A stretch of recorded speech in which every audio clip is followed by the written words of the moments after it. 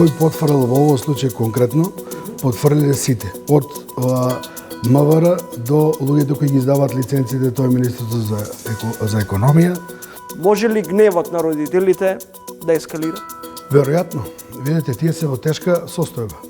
Не само тие, сите граѓани во Кочани се во тешка состојба. А доколку имаме селективност, ризикуваме во иднина пак да имаме нешто слично. Дали е тоа пожар, дали тоа ќе бидат сообраќајки или не е ни битно. Што е она што ги спојува во овој момент Таравари и Ахмети? Пристапот на владата, кој секој ден се обидува да ускратува права на албанците, треба да ги спои сите избрани пратеници и да се приклучат кон идејата за предвремени парламентарни избори. Овој делот вреди, условно кажано. Некои од нив се класични уценети измечари и ништо повеќе. На секого му е јасно дека политичката моќ во оваа држава е во канцеларијата на премиерот. Владата ќе биде во една таква ситуација да трча по нови пратеници.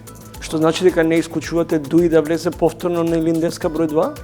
Па мислам дека тоа ќе се случи во такво сценарио. Не верувам дека Путин воопшто некогаш ќе седне на преговарачка маса со Зеленски.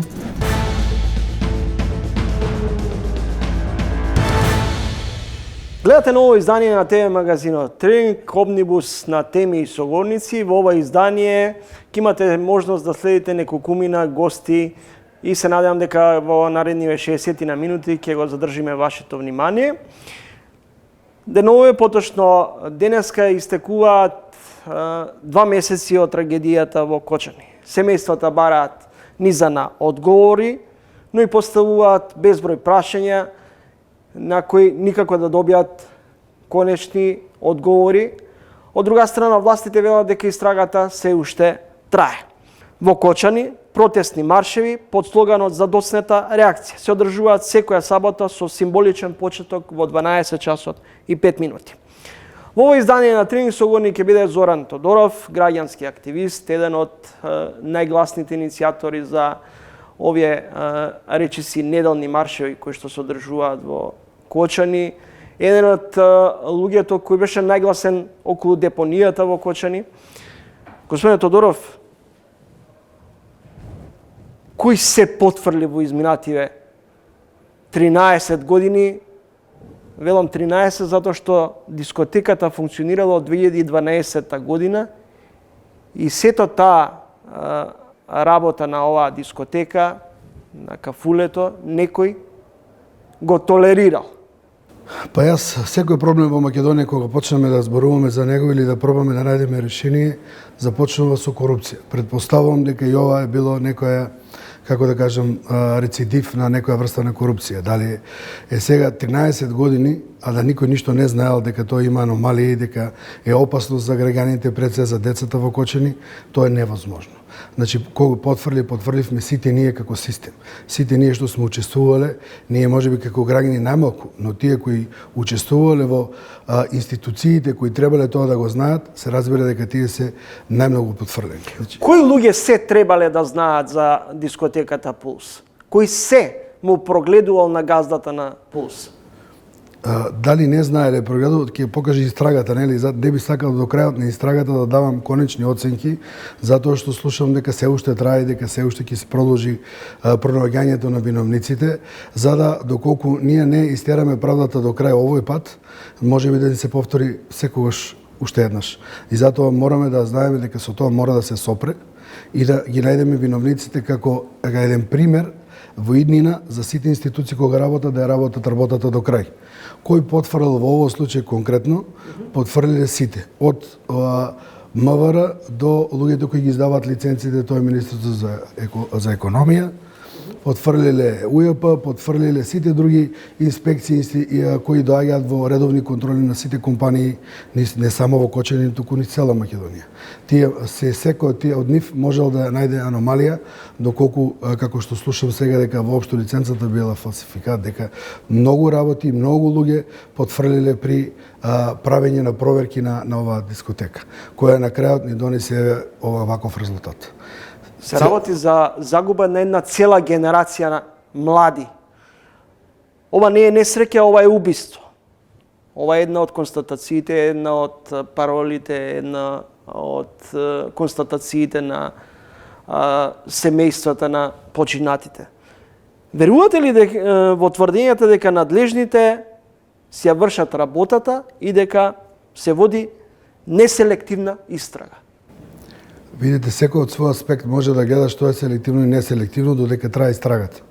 Многу кога ќе ја затворат, јас би ги замолил, сакам да кажам, сите луѓе кои учествуваат во институциите, да бидат опфатени сите кои учествувале во ова. А доколку имаме селективност, ризикуваме во иднина пак да имаме нешто слично. Дали е тоа пожар, дали тоа ќе бидат сообраќајки или не е ни битно. Значи, нашите граѓани се изложени на опасност се до моментот додека ние законот не биде еднакво спроведен кон сите. Секој што учествувал во неправилностите треба сходно на својата кривица да одговара. Значи, не се сите исти, не се сите во системот криви, не се, значи сите имаат има презиме, сите имаат сите учествувале во тој, имале одговорности во тој период и сето тоа треба истрагата да го заврши на еден адекватен начин како што би се завршило секаде во земјите кои се развиени и кои ние тежнееме. Само тоа го бараме и ништо повеќе ние како граѓани. Но сега, кога кажавте, се засегнати само родителите и една генерација ичезна точно. Таа цела генерација кои биле внатре исто така имаат трауми. Ние кои дојдовме таму на лице место ги видовме тие сликите исто така. Но секој од нас е засегнат. Во Кочани нема некој да нема роднина, да нема пријател или школски другар или некој дете да не го познава, бидејќи толку многу да кажем луѓе настрадаа таму, а за едно градче кое е многу мало. Така да тоа е, да кажем, процентуално катастрофа за Кочани. И во таа една катастрофа ние очекуваме сите солидарно, да кажем, целиот систем да се активира и да почне едно по едно да ги решаваме состојбите таму во градот.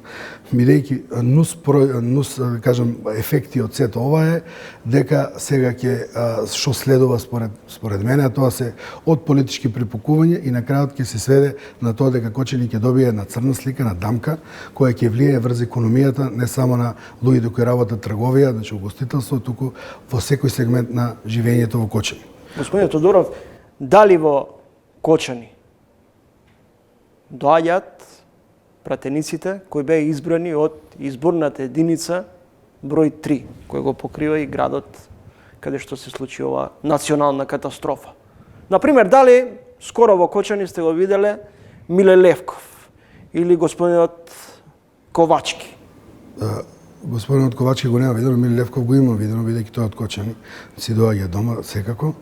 Но други некои пратеници вака јавно некаде да дојдат или да разговараме, не, можеби тие доаѓаат, но можеби има други активности, во тоа не знам, бидејќи немам информации. Но вака јавно на тие маршови или со родителите и така нема никако. Нити од позицијата, нити од опозицијата, нити од да кажам од луѓето кои очекуваме да бидат поддршка во Кочани. Сметате дека може да се амнестира од одговорност актуелната власт, а при тоа вината се бара 10 години наназад, а не и во актуелните гарнитури? Доколку сакаме општество во кое во иднина сите ќе живееме и безбедно и да ја чувствуваме како свое и како зашто треба да одговараат сите без разлика во која гарнитура биле. И тоа е една прва и основна работа при донесување на еден закон е да бидат пред законот еднакви сите. Значи не треба да постојат амнестирани, само да бидат фатени, да кажам, обвинети вистинските виновници, да не биде тоа пак како што во некои поранешни случаеви и затоа можеби довербата во судството е мало, дека имавме измрдување на правдата според наши гледиште како лаици. Но сепак мислевме дека многу виновници се протнаа и не одговараа за ништо, се надеваме дека овој пат нема да биде така. Политизација, солидарност или популизам препознавате во предлог законот за луѓето од Кочани инициран од опозицијата? Власта вели, ова ние не го прифаќаме. Јас го немам детално прочитано, значи, законот за помош на Кочани, но секоја помош е добродојдена. Се надевам дека ќе најдат начин и позицијата и опозицијата и трети партии да заедно направат едно хибридно решение за Кочани. Не е сито состојбата моментално во Кочани црно-бело. Значи сите сакаат да го сведат тоа на позиција опозиција, но не е тоа така. Дури бидејќи се случи оваа цела трагедија, се појавуваат на пример и луѓе кои даваат своји решенија, може и кои не се адекватни, но според нивно некој размислување. Во отсуство на систем, тогаш може секој да го земе правдата или законот во своји раце. И така хаосот ќе биде уште поголем доколку не се реагира побрзо. Бидејќи кочани, ако продолжи со ова темпо, ќе имаме нагло иселување и иселувањето ќе ни донесе на мањка и неработна сила, на разочарување на младината и со самото тоа без младост нема иднина. Господин Тодоров, сите се за, но пратениците се уште не се одлажуваат да свикаат надзорна комисија на која ќе се расправа за трагедијата во Кочани, за Тетово, за автобуската несреќа. Дали треба да се отвори јавна расправа? Секако. Дали пратениците тоа треба да го направат? Се разбира, тоа им е задача. Задачата на институциите на системот е да разговараат, да ги решаваат проблемите и да ги превенираат во иднините да не се случуваат. Бидејќи премногу работи се случуваат во држава, што не само како не гледаат странци, дека тоа ги одбива само бидејќи ние сме фокусирани на некои странски инвестиции. Воопшто животот во Македонија ќе биде неподнослив доколку имаме селективни правди, доколку во иднина не се случуваат работи кои би биле така интернационално прифатени како црна дамка на Македонија. Зошто и повеќе од 3 децении ни за вакви несреќи, после ни за вакви несреќи кои не се случувале, не извлековме поука? Па јас мислам дека ние имаме една длабока етичка криза, дека етиката е во отсуство во политиката. Мора прво да се врати етичките норми, да тие луѓе кои се занимаваат со политика почнат да размислуваат дека законите треба да ги приспособуваат на граѓаните, а не граѓаните на законите, и дека треба доколку чувствуваат лична одговорност и тоа е, да кажам, кај нив врежано како некоја етика или како вера, дека тоа како вера или да кажам дека некои работи мора да излезат на виделина и да не се случуваат никогаш, веројатно и составот во парламентот, веројатно и луѓето кои се во политиката воопшто ќе биде подобар и во тој случај тие ќе размислуваат не политички, туку ќе размислуваат човечки, што е, ја мислам, основа за да тргнеме од една точка кон подобро. Значи треба пред се да се размислува како да се ја сетира државата да помага на поединецот, а не да му прават оптеретување или да тој има некакво сомнение дека државата му е непријател од другата страна, дека треба цело време овие 30 години да се бори против неа. Адвокатот и поранеше судија Туфекџич деновиве напиша една констатација: јавното обвинителство и полицијата мора да им ја кажат реалноста и очекувањата на оштетените, за да не се создава нереална слика во однос на законските можности за постапување. Подобро е на луѓето сега да им се каже дека вака унифицирано поставена равенка на одговорност по хоризонтала и вертикала, како кривично дело, тешки дела против општата сигурност, со 68 осомничени е проблематично самото по себе. Може ли гневот на родителите да ескалира? Веројатно. Видете, тие се во тешка состојба. Не само тие, сите граѓани во Кочани се во тешка состојба. Но секако не можеме да се мериме со болката која тие ја трпат. Ние мораме да имаме огромна доза на емпатија кон тие луѓе. Јас не се ни дрзнувам ни да коментирам работи кои се, да кажам, нивни или кои се интимни или кои како ти размислуваат и нивните осеќаи, ние со тоа не можеме да се поистоветиме. Ако да бевте првите 40 дена во Кочани, тоа беше една траурна атмосфера на гробишто кога се отиде, кога ги видиш тие луѓе таму, тоа е немерливо. Луѓето тоа не го разбираат бидејќи не ги гледаат секој ден. Значи нивната болка и тага и барања кои некогаш се можеби и несмасни, можеби држат вода или не пијат или не држат вода, не е битно, треба да имаме кон нив емпатија до крај, да ги слушаме и да колку можеме ја намалиме нивната болка колку е тоа возможно во овој момент. Значи секој, и власта и опозицијата и политичките фактори и граѓанскиот сектор треба да има кон нив една емпатија и посебен начин на однесување, а не да ги злоупотребуваат било која нивна изјава, грешка или било што да се делат, тоа не е во ред. Таа работа не е само нивна, ние треба заеднички да ја истераме до крај, да им помогнеме максимално на тие деца кои се вратија сега, кои ќе се вратат во Кочани, среќата не е завршена. Тоа уште трае. Доаѓаат, се враќаат деца, тие деца имаат и психички трауми, некои имаат и физички недостатоци, ние сите треба да направиме подлога да ги прифатиме. И сето тоа се сведува на алармирање на повеќе организации во Кочани, кои еве бараат и вапаат за помош, некој да дојдат струсни служби, да дојде, не знам, медицинска помош и така натака. Тоа треба да го направи целата држава заедно, сплотена, и сите треба да си подадеме рака едни на други, се со една единствена цел. Од самата несреќа да ги санираме комплетно сите аномалии кои излегува на површината на општеството и емотивната болка кај сите тие генерации кои беа таму присутни. Деновиве бевме сведоци на една помалку жална слика, еден ваш сограѓанин од Кочани сред плоштад на Скопје извика: "Не заборавивте." Толку лесно ли забораваат? Очигледно дека лесно да заборава Македонија на Кочани. Затоа, веројатно да чим се одлучил на таков потек, ја го знам граѓанинот, тоа е за да скрене внимание врз проблемот за кој што ние еве денес го зборуваме. Значи, тоа е негов начин тоа да го направи и успешно еве медиумите ги свртеа, да кажам, вниманието кон Кочани. Кочани има уште многу работи да се завршат, но како да кажем, оваа несреќа на крајот се донесе да имаме малку и поголема збрка кога е во прашање кој што треба да решава од работите. Едноставно сите се да фаќаат секаде, понекогаш се зборуваат работи кои се нереални. Може ли во ситуација кога постојано, ако продолжи оваа политика на префрлање на вината, те МВР е виновно, те обвинителство, во ваква констелација да се заташка целата состојба? Во минатото бевме сведоци. Јас се надевам дека после ова дека тоа нема да биде случај. Така, сите изјави на сите политичари кои избореа за овој настан беше некој нивни заклучок. Се надевам дека тоа што го збореа, дека сите ќе го реализираат.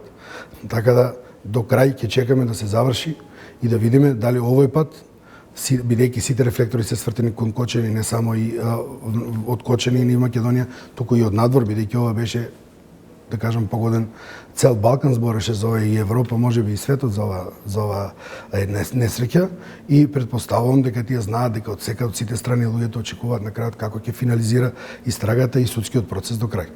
Благодарам за гостувањето во Трилинг. Ви благодарам за интересот за Кочани пред се. Ми беше задоволство да бидам ваш гост. Зоран Тодоров, граѓански активист од Кочани.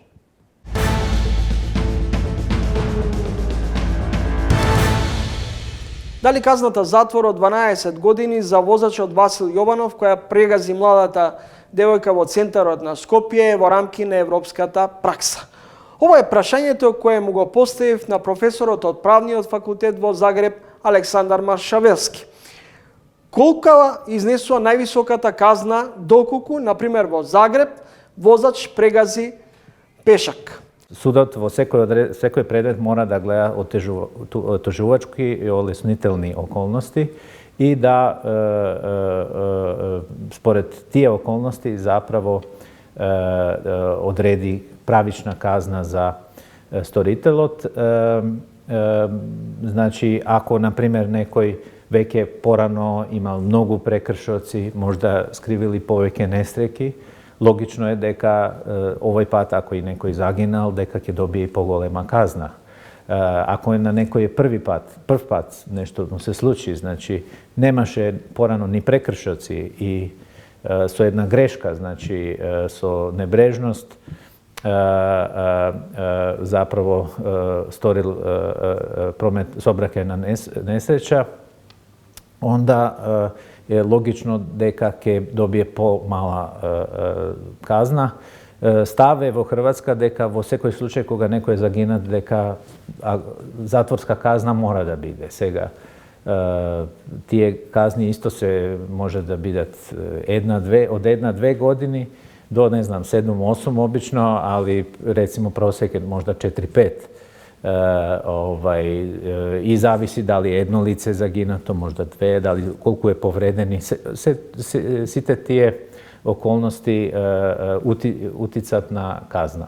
Која е најниската казна изречена за прегазување на пешак или која е највисоката? Па не знам точно. Јас, значи, оно што јас видов во пресуди, значи имам видено, значи, и 1,5 година за смртна последица. i imam videno i 7-8 godini za smrtna posljedica, tako da sve zavisi od okolnosti, da li od vozač, da li je mlad, vikam da li ima deca, znači ako neko ode u zatvor, neko mora da se griži za deca i tako natamo. Целото интервју со универзитетскиот професор од Правниот факултет во Загреб по кривично право Александар Маршавелски ќе имате можност да го следите во некој од следните изданија на ТВ магазинот Трилинг, а еве што ќе гледате во продолжение.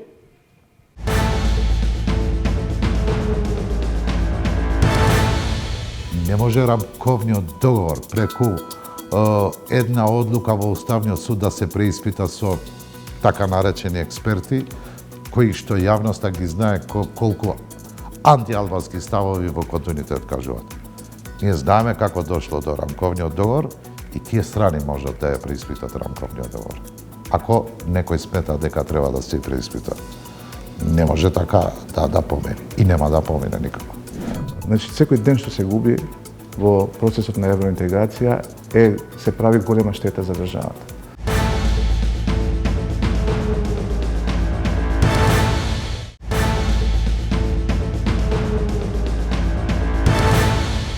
Блерин Беџети за проценките околу новите политички движења на цената.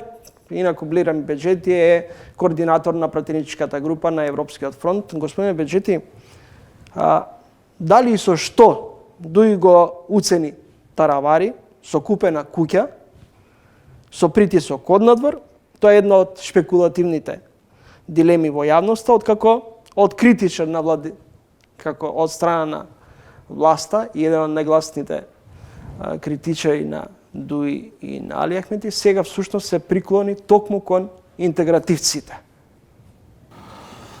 Вака, тоа е добар чин, е за поздравување што крилото на Тараварија напушта ова влада без етнички легитимитет.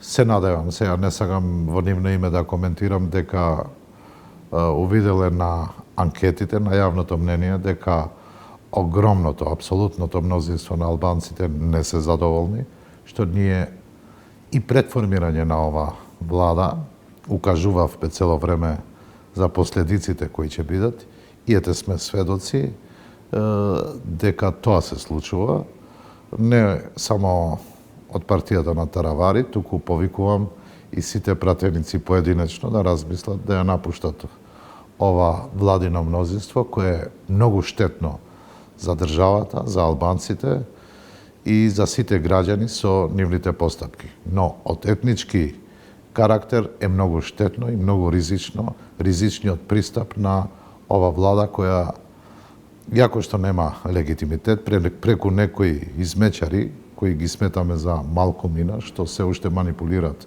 се обидуваат да манипулират дури во нивните редови, сметаме дека крајно време е дека сите пратеници треба да ја откажат довербата на оваа влада. Дали Арвен Таравари е едниот лидер на опозицијскиот фронт? Првин, тие напуштиле влада и ние ја поздравивме. Тој е лидер на сопствените редови во сопствената партија и реално ние нашиот фронт го имавме, го добивме и мнозинството, но ситуациите налагат во овој момент, бидејќи е пресериозна ситуацијата, да видиме како ќе се одвиват понатамошните настани. Има ли потврда за можна соработка на релација Таравари, Ахмети, Зијадин, Села?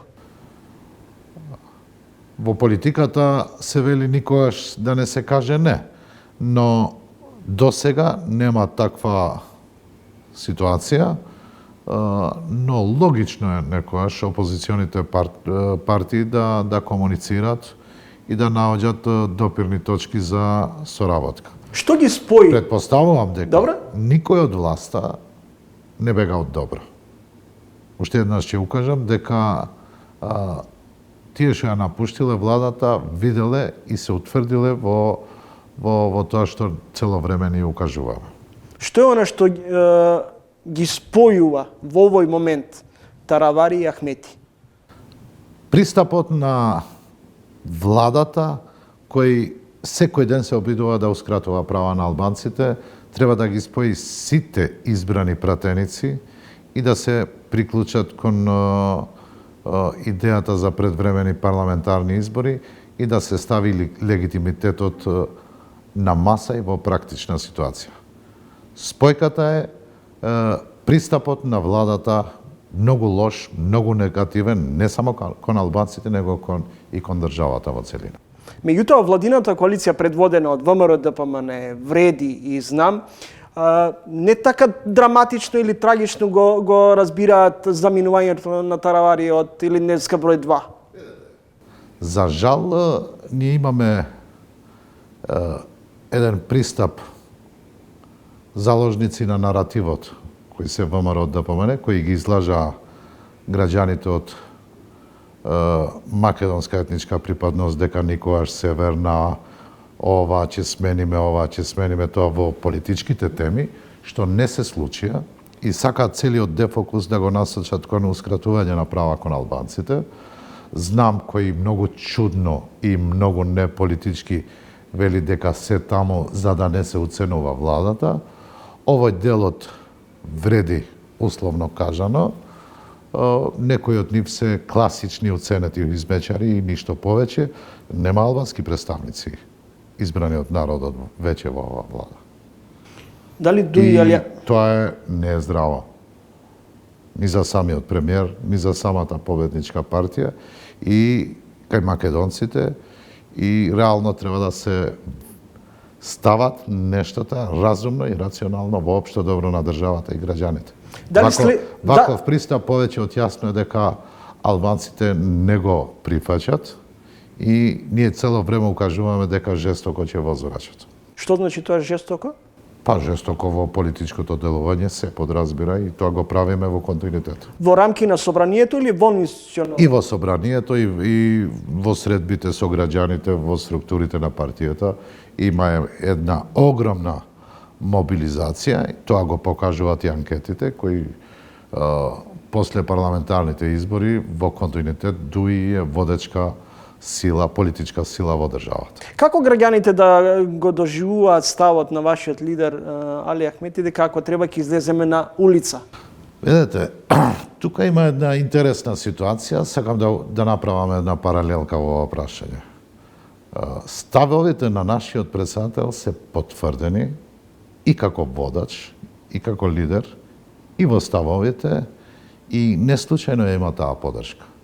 За жал, јас укажав и од собраниска говорница, еве и тука ќе ја користам приликата, ставовите од спротивната страна, кај македонскиот дел, кој ги добија изборите, имат работа со еден непотврден водач од нивна страна, кој друго им ветуваше пред изборите, но сега очигледно е дека ги излажал, не може да го испорача тоа, кај македонскиот дел, и се обидува. Предноста е на господинот Ахмети што е потврден лидер. Во тоа што го кажува и го ветува, и во спротивната страна, за жал, се уште, иако што е победник во изборите, е еден непотврден водач лидер кај македонскиот блок. Растечкиот криминал се идентификува со така наречената дуизација на општеството, од неказнивост до општествена агресивност. Дали имате барем доза на самокритичност кон натрешните злоупотреби и сомневањето за криминал од функционери на интегративците? Тоа е еден пиар што се обидуваат да го скријат ова парламентарно мнозинство. Меѓутоа, господине Беџети, и власта и опозицијата рече си имаат идентичен став, дека местото на Дуи е во опозиција и дека треба внатрешно да се реформира. Тој пакт е пред изборите, пактот Мицковски-Заев и некои вазали од ова групација што сака да се нарекуваат вреди, а во суштина не вреди. Сака да го заменат со поранешните термини националистички пристап, сепаратистички и редентистички. И сега има една очигледна тенденција на злоупотреба на државните органи, кои произлегуваат од непочитувањето на легитимитетот, од гласот на албанците, и сакат пред јавноста и пред меѓународната јавност една тенденција да покажат дека се корумпирани. Кои На секого му е јасно дека политичката моќ во оваа држава е во канцеларијата на премиерот. Сега, премиерите не биле корумпирани, но биле министрите или некои други директори. Ова не поминува кај никого. Ова е тенденција да се магла во јавноста, за да се прикриват сите овие антиалбански тенденции, а можеби и времето ќе покаже што се случува со актуелното работење на овие актуелни функционери. Уште еднаш ќе потврдам, и тоа сите граѓани го знаат, сите институции, но и меѓународната јавност. Се почнува од премиерската канцеларија. Минатото тоа го покажува. Значи, тоа е една чиста тенденција за дефокус. Ние сме сведоци дека има тенденција за законот за јазиците. Балансер, диаспората. Нема веќе многу нешта кои произлегуваат од рамковниот договор. И не може така лесно тоа се да помине. Или па некои, ако го гледаме и последната трагедија во Кочани, кај што сака да се насочи целиот гнев кон поранешни министри на ДУИ. Ама овие актуелните министри и директори или кочанската власт, тамошната, немаат никаква вина. Поверува некој граѓанин во јавноста? Тоа е голема трагедија, кој сите изразија сочувство, но требаше да се превземе моралната одговорност, кои сами побараа, почнувајќи од господинот Мицковски за тетовските случувања, тогаш кога јавно искажу што се сменило од тогаш до денеска. Кои се причините зашто овие луѓе ги менуваат властите? Има веќе една дебата како нашата држава да пристапи кон преговори со Европската унија. Се разговара за евроинтеграцијскиот процес. И таму ДУИ е виновна. Нели овие партии, овие групации што беа дел од власта потпиша дека за 6 месеци ако нема резултати во евроинтеграцијскиот процес ќе ја напуштат владата. Година дена сме после изборите. Ништо не се може. Многу лесно е да се каже и да се злоупотребат државните органи, па дури сега ние сме на медиум и медиумите, но ние треба да бидеме отворени со граѓаните и правилно да ги информираме како нивни избраници, без разлика дали пратеници, дали градоначалници, дали министри или премиер.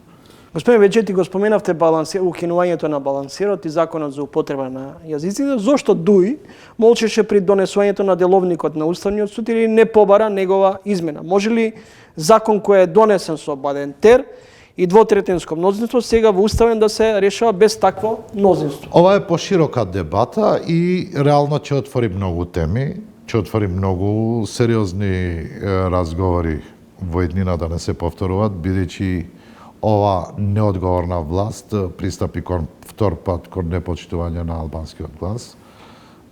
И тоа не дека нема да се заборави. Секое законско решение, било што уредува во државата, при спроведување на законот се гледат аномалиите.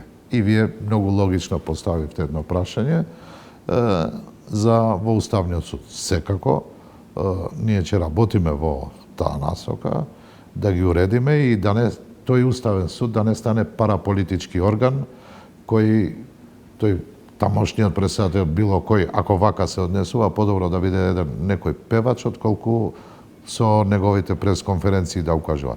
Не може рамковниот договор преку една одлука во Уставниот суд да се преиспита со така наречени експерти, кои што јавноста ги знае колку антиалбански ставови во континуитет кажуваат.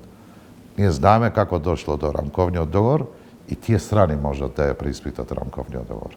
Ако некој смета дека треба да се преиспита, не може така да помине. И нема да помине никако.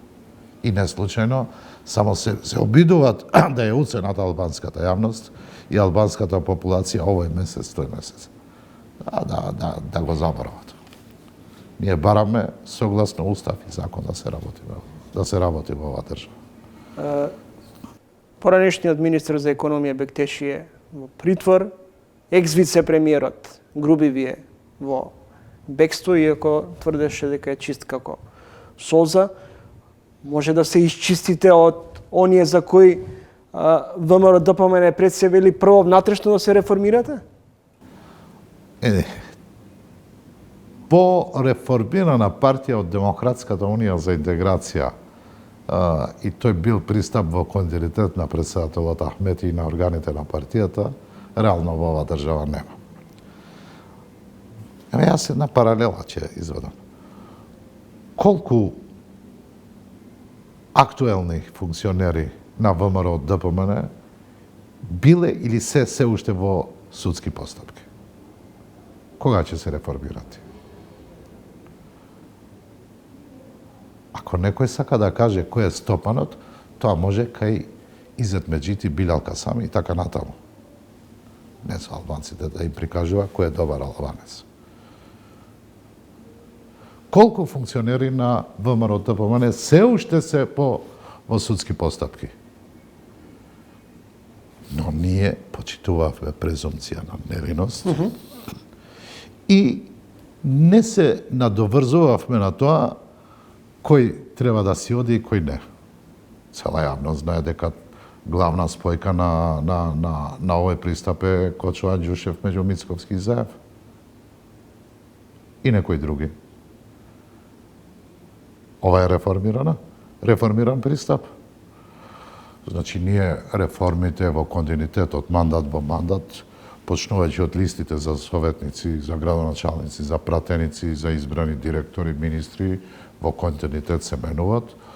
И тоа е една логична работа, бидејќи ние сепак сакаме нашите политики и кадровски политики да бидат одраз на една поддршка од нашето членство, гласачите и не само на нашите гласачи и нашето членство, него и на пошироката јавност, освен и во стручниот дел, кај што кога се составува влада, за кадровските решенија се комуницира и со мандатарот, пред да ја состави владата во способности, квалитети и така натаму.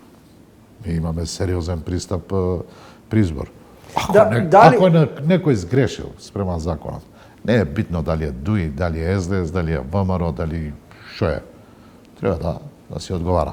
Но не со тенденциозен пристап, што веќе не е селективна правда, него одмаздување кон одредени политики. Дали одиме кон локални и предвремени парламентарни избори? Локалните се согласно устав и закон неопходни во октомври, но за доброто на државата и за политичката ситуација треба да се рефлектира и самиот Мицковски во говорница во собранието кажа дека е спремен за предвремени парламентарни избори, за општо добро, за побрз развој, неопходни се предвремени парламентарни избори. Бидејќи тогаш има можност во демократски чин да се враќа легитимитетот на маса и да ја превземат одговорноста онака како што налага демократијата, тие што имат легитимитет, што се победници во. Господин Беџети, на крајот, во која од мешаните етнички средини ќе бидат евентуални ваши партнери на престојните локални избори? И дали за Гостивар ќе дадете поддршка, например, Таравари да биде повторно градоначалник? Едете, во мешаните средини и ВМРО и СДС имат во своите коалиции политички партии и другите етнички заедници. И ова многу интересно прашање од ваша страна. Кога ние велиме дека некој има тенденција на супримат, зашто тоа е Божје право само на тие партии да имат поддржувачи од другите етнички заедници, дуи албанците не можат, што е легитимно. Водечкиот легитимитет ние не го оспоруваме, кога победува ВМРО, водечкиот е македонскиот гласач. И кај нас водечкиот, и кога имавме, и пак ќе имаме, е албанскиот гласач. И што е нормално, ние, освен етничките легитимитети, ние треба да се грижиме и за општото добро на државата, на секој граѓанин, и тука да се најде таа спојка, би рекол, која е за општо добро, за сите граѓани и за секоја педа од државата да се работи во развој. Запазувајќи ги сите придобивки од рамковниот договор, но и за општото добро. Благодарам за гостувањето и за интервјуто. Ви благодарам и на вас за можноста, за вашите гледачи да споделиме неколку политички ставови за актуелните прашања.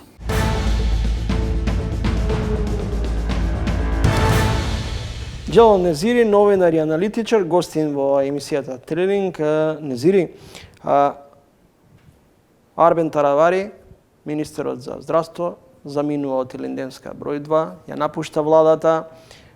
Дали кај Арбен Таравари препознавате конзистентност во неговите политики и ставови или политичко лицемерие, и како Таравари, од еден од најголемите критичари на Дуј, сега завршува или се приклонува во прегратките на Али Ахмети? Па не е прв пат вакви американците ги викаат U-turn, или вакви вртења на место, би рекол, прават политичките партии на албанците. Вие само вратате се наназад од 2017 година па до сега, нели, првим беше дел на владата Алијанса на албанците, тогаш беше една предводена од села. После една година излезе, па влезе алтернатива, па излезе алтернатива, влезе Беса, па излезе Беса. Значи, јас уште во неколку други наврати сум спомнал дека проблемот е што веќе политиката се сваќа како бизнис, а не како платформа за дебатирање, дискутирање, за вземање став за одредени нешта, дефинирање на проблемите и решавање на истите. Дали парламентарното мнозинство му дава таква слобода на премиерот Мицковски да демонстрира супериорност или преголемата концентрација на моќ која поседуваат ВМРО ДПМН може да му биде хендикеп во наредниот период? Во јавноста се чувствува дека како на владата на ВМРО ДПМН и на Вреди им е се едно што Таравари заминува. Но дали ова може да значи зголемување на парламентарното мнозинство или окрупнување на опозицијата во законодавниот дом? Мислам дека не им е се едно, зашто тие знаат дека голем број од законите и од проектите кои што се нудат за усвојување во собранието поминуваат со квалификувано. Ким треба и Бадентер потреба. Треба и Бадентер. Ако не грешам, мислам дека немакедонски пратеници по етничка основа се околу 38 во собранието. Што значи околу 19 би требало да има една влада во нејзиниот состав или парламентарното мнозинство за да се обезбеди Бадентеровото мнозинство.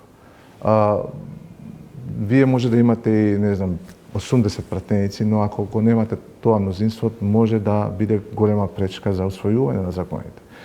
Ако се усвојат без Бадентер, тогаш веќе се отвара друг проблем, кој што нели оди во прилог на агендата на албанската опозиција, тоест Европскиот фронт предводена од Дуј.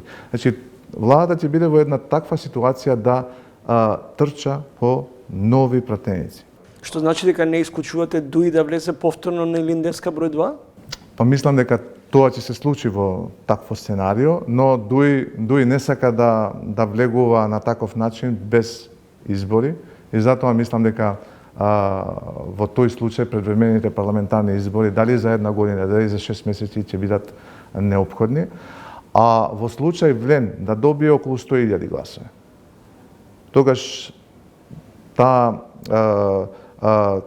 измена на коалицијата со излегување од Таравари нема да се прочувствува и тој легитимитет на кој се повикуваше Влен, дека го има да ги представи албанците, ќе продолжи да го има и верувам дека во тој случај Мицкоски нема да гледа потреба за нови предвремени парламентарни избори, од причина што веќе има максимален број на пратеници 58. Не верувам дека евентуални нови избори би му носеле повеќе од 58 пратеници. Историска четврта победа на Еди Рама и повторно премиер на Албанија. Албанија земја кандидат за членство во Европската унија, за многумина членки на Европската унија, една од земјите која е речиси најподготвена заедно со Црна Гора и најбрзо кои би можеле да се приклучат на европското семејство. Незири, како Еди Рама стана миленик на Европската унија, чест гостин, добре дојден во европските престолнини, и покрај тоа што често лично и Рама е критикуван дека е главниот виновник за високата стапка на корупција, за високиот процент на иселување на граѓаните од оваа земја, а при тоа Брисел вели дека Албанија е на добар пат многу брзо да се приклучи на Европската унија. Па точно е тоа што спомнавте, дека и Албанија, како секоја балканска земја, се соочува со висока корупција, висок степен на корупција.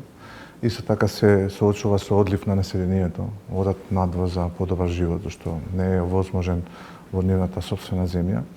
Но Еди Рама има една карактеристика која го прави различен од другите лидери во Албанија.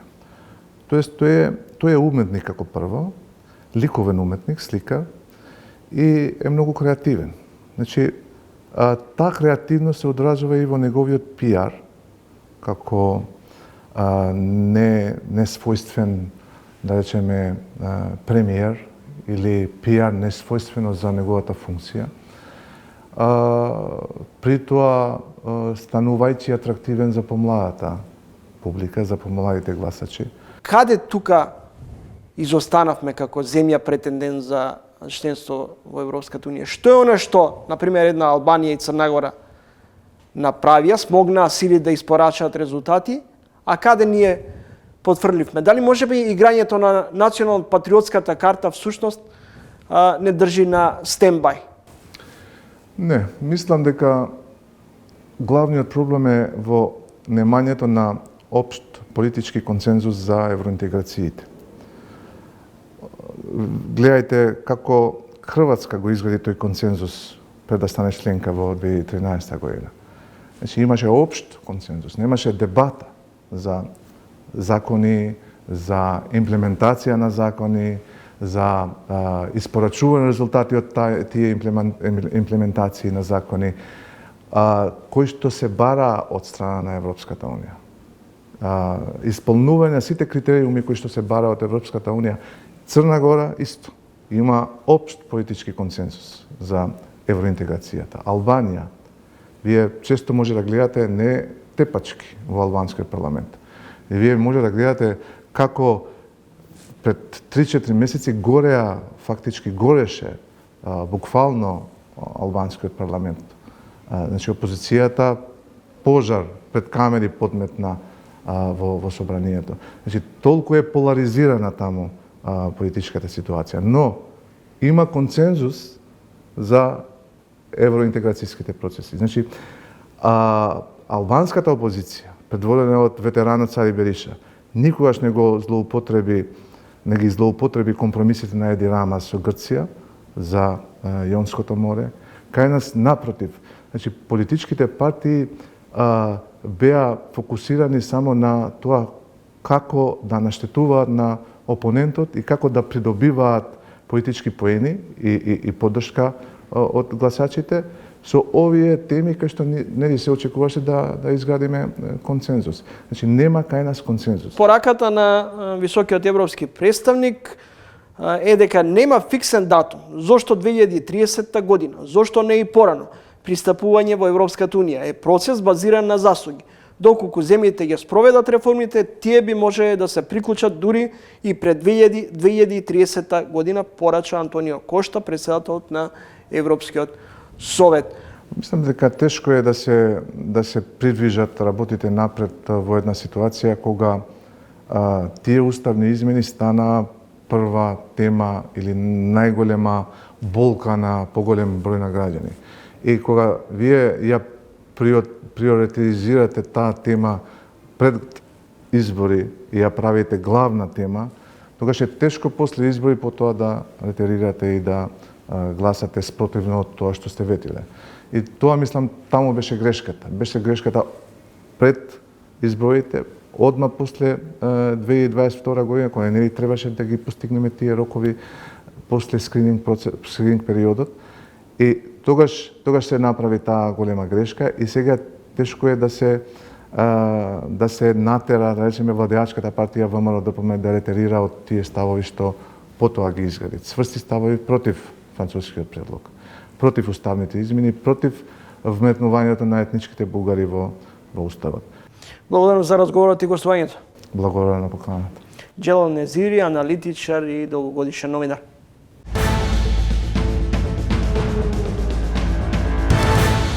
САД, Русија и Кина, да, се новото тројство кое што ќе го крои светот.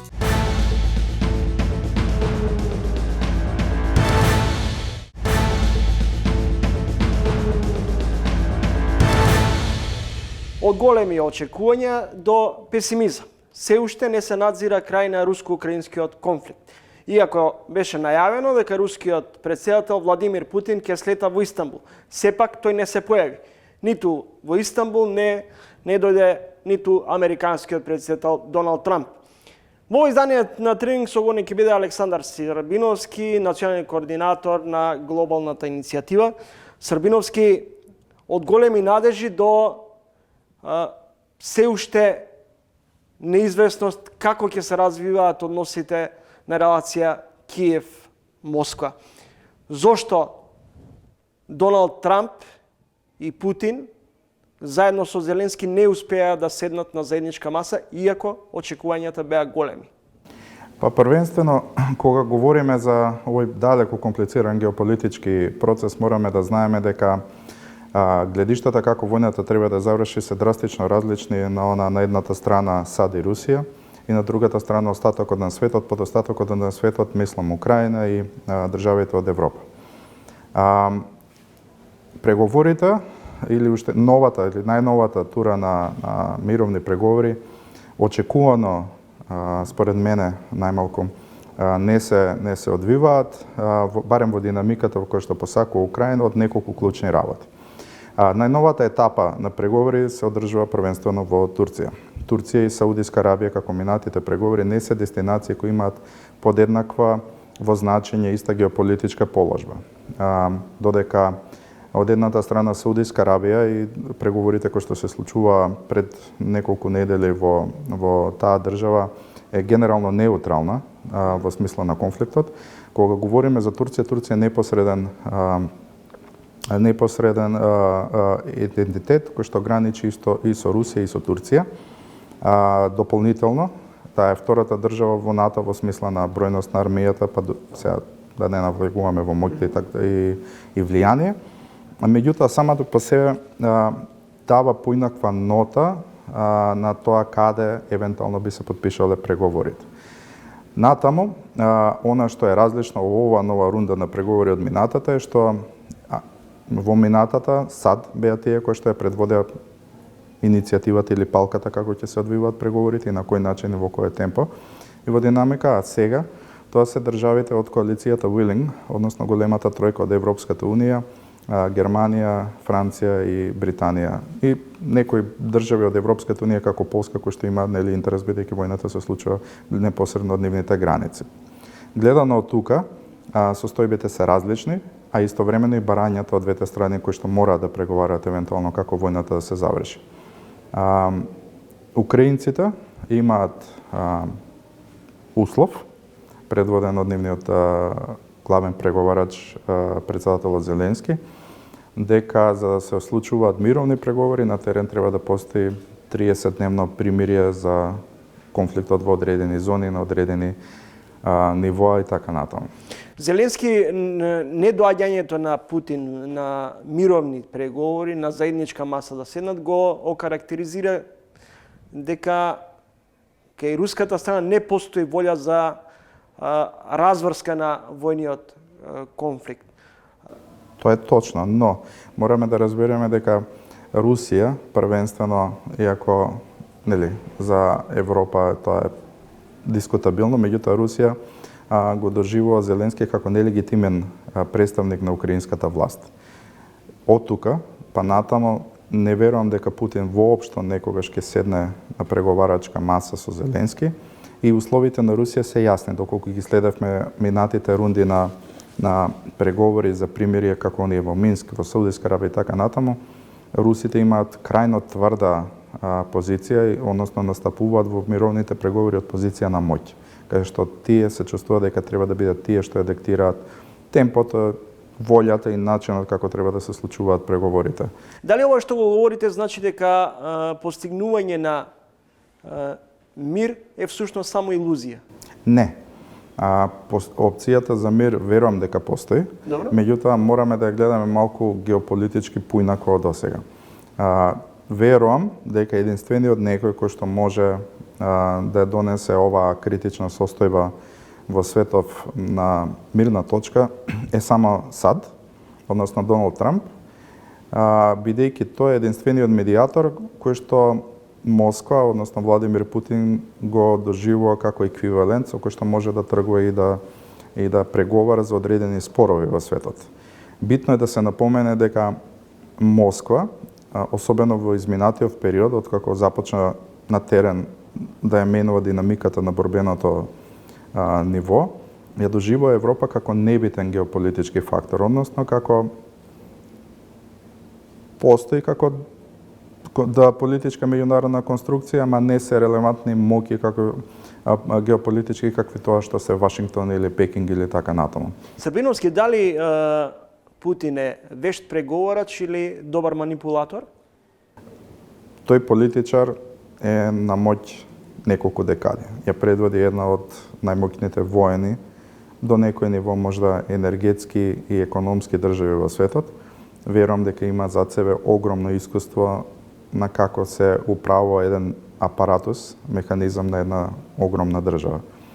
Дали какви се неговите желби за да се надмине овој конфликт, дали се тие искрени, дали се политички преамбициозни, тоа останува да видиме. Тоа можат само да го коментираат граѓаните на Русија, граѓаните на соседните држави, односно конкретно можеби на Украина, кои што имаат интеракција со неговата политичка моќ. Верувам дека е многу тешко да се одговори, но она што е сигурно дека тој има големо искуство. Кој ќе биде главниот индикатор дека се надзира можниот договор за крај на војниот конфликт? Јас верувам дека ниту двете страни не се во состојба да го издржат економски, а и во смисла воено, конфликтот на подолго ниво од она што досега се случи. Може би месеци се во прашање кога комплетно ќе се девастира едната или барем двете од страните. Човечките загуби се огромни, економските се непроценливи. Од тука, тие се единствените две причини кои што може да ги донесат на маса Украина и Русија конечно да стават точка на ова крвопролевање и на овој конфликт кој што веќе добива граници, кои што се еквивалентни можеби на Втората светска војна и надминуваат оние од конфликтот во земјите од некогаш Југославија, кој што ние бевме дел, можеби на Блискиот исток. Многу крвав конфликт, конфликт во кој што исто така се детерминираат не само локалните позиции кој ќе освои својата воена, безбедносна и геополитичка цел, туку и начинот на кој што и во иднина ќе се конструираат безбедносните тактики на војување, како ќе се спроведуваат дипломатските релации меѓу земјите и така натаму. Како гледате на ова нова трио на релација Кина, САД, Русија? Дали се надзира ново геостратешко прегрупирање на светската мапа? Јас се сложувам. Верувам дека со новиот избор на председателот Доналд Трамп, геополитичката сцена во светот е смената за секогаш, или барем на екстремно долги стази. Она во кое што досега ние бевме навикнати, како што е општо познато, е западно општество, предводено од Европската унија и САД, кое што ги спроведува вредностите, политиките, дипломатските процеси на нивото на еден принцип на демократски желби, економски ангажмани, така натаму и така натаму. Сега, светот е далеко поинаков. На една страна, од сега па натаму, ја верувам дека ќе ги имаме САД, Русија и Кина како политички и економски опоненти на неолибералната демократија која што ја представува Европската Унија. САД, Русија и Кина, да, се новото тројство кое што ќе го крои светот. Ја не велам дека тие ќе имаат заеднички интереси, не велам дека ќе имаат заеднички цели на кои што тие ќе действуваат како партнери, но тие ќе бидат државите кои што ќе ставаат, условно кажано, последната точка на било кој глобален меѓународен договор во Обединетите нации, економски договор и така натаму. Дали тоа е обити да се минимизира моќта и влијанието на Европската Унија? Па, моќта и влијанието на Европската Унија постои единствено или во најголем дел поради САД. Американските безбедносни инвестиции гарантираат во Европа мир и спокој на континентот, тактичките оружја на САД, човечката сила распоредена во Германија, во неколку држави во Европа, се главниот или биле досега главниот гарант за точката од која што Европската Унија настапува. Она што засега е се уште нејасно е како Европа ќе одговори на овие состојби, во смисла како ќе се реструктурира себе си за да биде сопствен представник на геополитичка моќ. Благодарам за гостувањето. Моје задоволство, се надевам и во наредна прилика.